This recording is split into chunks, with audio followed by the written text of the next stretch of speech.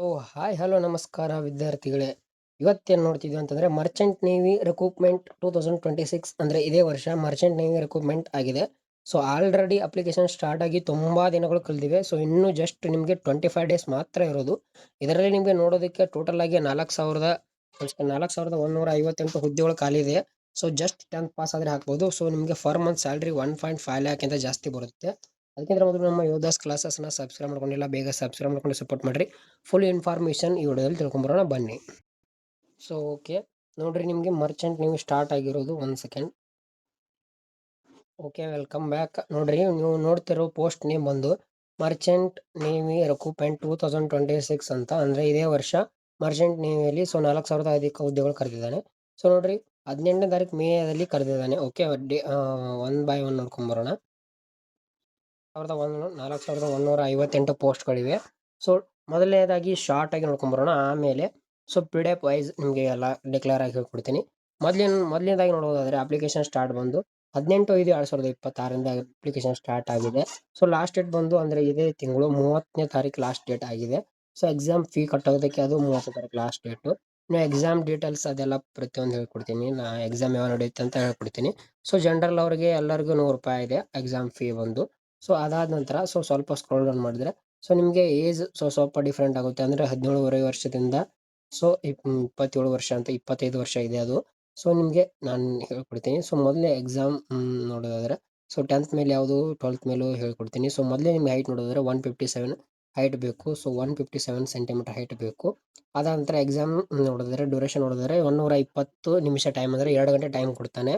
So 2 ಗಂಟೆಯಲ್ಲಿ so ನಿಮಗೆ total ಆಗಿ 100 ಕ್ವಶನ್ ಇರುತ್ತೆ, 100 ಮಾರ್ಕ್ಸ್ ಇರುತ್ತೆ. ಸೊ ನೋಡೋದಾದ್ರೆ general awareness, general knowledge, general English, ಹಾಗೆ ಆಮೇಲೆ ರೀಸನಿಂಗ್. ಸೊ ಟೋಟಲ್ ಆಗಿ 100 ಕ್ವಶನ್ ಆಯಿತು, 100 ಮಾರ್ಕ್ಸು, 2 ಗಂಟೆ, 0.25 ನೆಗೆಟಿವ್ ಮಾರ್ಕ್ಸ್ ಕೂಡ ಇರುತ್ತೆ. ಓಕೆ, PDF ಮೂಲಕ ನಿಮಗೆ ತಿಳಿಸ್ಕೊಡ್ತೀನಿ.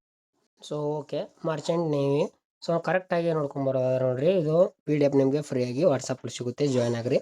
ಸೊ ನೋಡ್ರಿ, ಮೊದಲನೇದಾಗಿ ಸ್ಟಾರ್ಟಿಂಗ್ ಡೇಟ್ ಬಂದು 18 ಮೇ ಅಂದ್ರೆ ಸ್ಟಾರ್ಟ್ ಆಗಿದೆ. ಎಕ್ಸಾಮ್ ಡೇಟ್ ಕೊನೆ ಬಂದು 30 ಜೂನಲ್ಲಿ ನಿಮಗೆ ಎಕ್ಸಾಮ್ ಡೇಟ್ ಕೊನೆ ಆಗುತ್ತೆ, ಎಕ್ಸಾಮ್ ಡೇಟ್ ಮುಗಿಯುತ್ತೆ. ಓಕೆ, ರಿಟರ್ನ್ ಎಕ್ಸಾಮ್ ಡೇಟ್ ಅಂದರೆ ನಿಮ್ಗೆ ಎಕ್ಸಾಮ್ ಯಾವತ್ತು ಓದ್ತೀವಿ ಅಂತ ಅವರು ಜುಲೈಯಲ್ಲಿ ಕೊಟ್ಟಿದ್ದಾರೆ. ಯಾವ ಮಂತ್ ಅಂತ ಇನ್ನೂ ಕೊಟ್ಟಿಲ್ಲ, ಜಸ್ಟ್ ಜುಲೈ ಅಂತ ಕೊಟ್ಟಿದ್ದಾರೆ. ಹಾಗೆ ರಿಸಲ್ಟ್ ಬಂದು ನಿಮಗೆ ಜುಲೈ ಆದ ನಂತರ 10 ದಿನ ಆದ ನಂತರ ನಿಮಗೆ ಎಕ್ಸಾಮ್ ರಿಸಲ್ಟ್ ಕೂಡ ನಾವು ಬಿಡ್ತೀವಿ ಅಂತ ಅದು ಕೊಟ್ಟಿದ್ದಾರೆ. ಇದು ಕನ್ಫರ್ಮ್ ಕೊಡಲ್ಲ. ಸೊ 10 ದಿನ ಆಗ್ಬೋದು, 15 ದಿನ ಆಗ್ಬೋದು. ಓಕೆ, ಬರುತ್ತೆ. ಅದು ಬಿಟ್ಟರೆ ನಿಮಗೆ ಏಜ್ ವೈಸ್ ಏಜ್ ನೋಡ್ಕೊಳ್ರಿ. ಅಲ್ಲಿ ಬಂದು ಮೊದಲನೇದಾಗಿ ಪೋಸ್ಟ್ ನೋಡ್ಕೊಳ್ರಿ. ಓಕೆ, ಪೋಸ್ಟ್ ನೇಮ್ ಬಂದು deck rating, engine rating, seaman, electrician, welder and helper, mess boy, cook. So ಈ ರೀತಿ ಪೋಸ್ಟ್ಗಳಿವೆ. ಸೊ ಅದಕ್ಕೆ ಸರಿಸುಮಾರು ನಿಮ್ಗೆ ಏಜ್ ನೀವು ನೋಡ್ಕೊಳ್ರಿ. ಸ್ಯಾಲ್ರಿ ನೋಡ್ಕೊಳ್ರಿ. 50,000ರಿಂದ 85,000, 40ರಿಂದ 60, 38ರಿಂದ 55. ಸೊ ಪ್ರತಿಯೊಂದು ಪೋಸ್ಟ್ಗೆ ಅದರದ್ದೇ ಆದ ಒಂದು ಸ್ಯಾಲ್ರಿ ಕೂಡ ಇದೆ. ಹಾಗೆ ಕ್ವಾಲಿಫಿಕೇಷನ್ ಕೂಡ 10th pass, 12th pass, 10th plus ITI pass. So ಈ ರೀತಿ ನಿಮಗೆ ಎಜುಕೇಷನ್ ಕಂಪ್ಲೀಟೆಡ್ ಆಗಿರಬೇಕು. ಈ ಥರ ಪೋಸ್ಟ್ಗೆ ನೀವು ಈ ಥರ ಅರ್ಜಿ ಹಾಕಬೇಕಾದ್ರೆ ಇದು ನಿಮ್ಮದು ಕ್ವಾಲಿಫಿಕೇಷನ್ ಆಗಿರಬೇಕು. ಹಾಗೆ ನಿಮ್ಗೆ ನೋಡೋದಾದರೆ ಆಮೇಲೆ ಏನು ನೋಡ್ತೀವಿ ಅಂದರೆ ಟೋಟಲ್ ಪೋಸ್ಟ್ ನೋಡೋದಾದ್ರೆ ನೋಡ್ರಿ, deck rating 221, engine rating 336, C man ನೋಡ್ರಿ, ಸಿ ಮ್ಯಾನ್ ಬಂದು ನಿಮಗೆ 1,008 ಇದೆ. ಎಲೆಕ್ಟ್ರಿಷಿಯನ್ ಬಂದು 587 ಇದೆ. ವೆಡ್ಡರ್ ಮತ್ತು ಹೆಲ್ಪರ್ ಬಂದು 578, ಮೆಸ್ಸಿ ಬಾಯ್ ಬಂದು 675, ಕುಕ್ ಬಂದು 753. ಸೊ ಇದು ಮೇಲ್ಗೆ ಮಾತ್ರ, ಫೀಮೇಲ್ ಅರ್ಜಿ ಹಾಕೋಕ್ಕೆ ಬರೋದಿಲ್ಲ. ಓಕೆ, ಈ ರೀತಿ ನಿಮಗೆ ಪೋಸ್ಟ್ಗಳು ಡಿವೈಡೆಡ್ ಮಾಡಿದ್ದಾರೆ. ಸೊ ನೆಗೆಟಿವ್ ನೋಡೋದಾದ್ರೆ 0.25 ನೆಗೆಟಿವ್ ಇದೆ. ಸೇಮ್ 100 ಕ್ವಶನ್, 2 ಗಂಟೆ ಅಂದರೆ 120 ನಿಮಿಷ ನಿಮಗೆ ಟೈಮ್ಸ್ ಕೂಡ ಸಿಗುತ್ತೆ.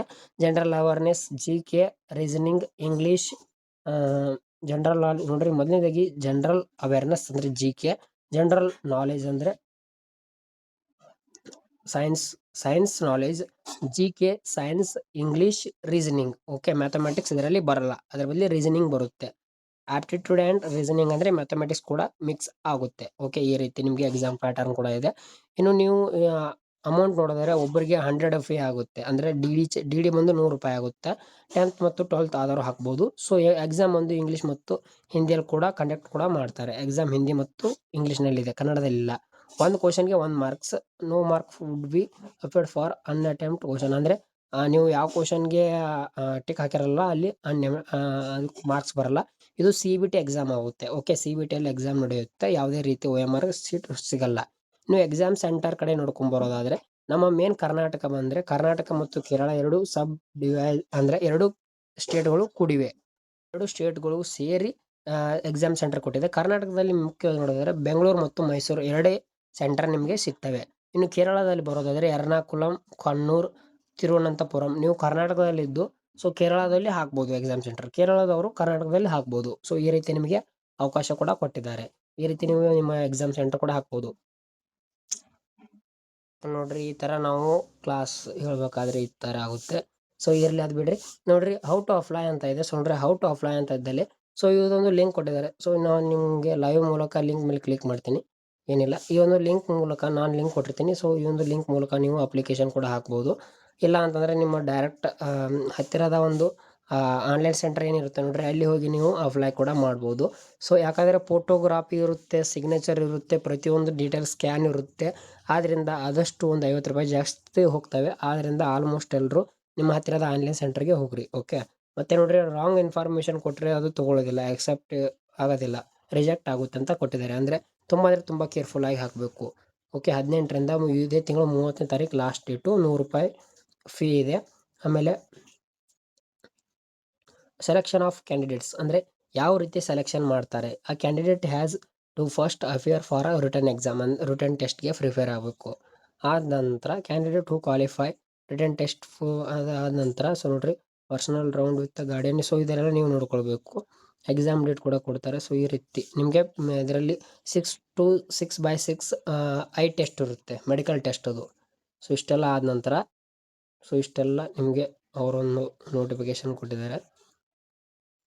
ಈ ರೀತಿ ಹಾಕ್ಬೋದು. ಸೊ ಅವ್ರದ್ದೇ ಒಂದು ಸೈ.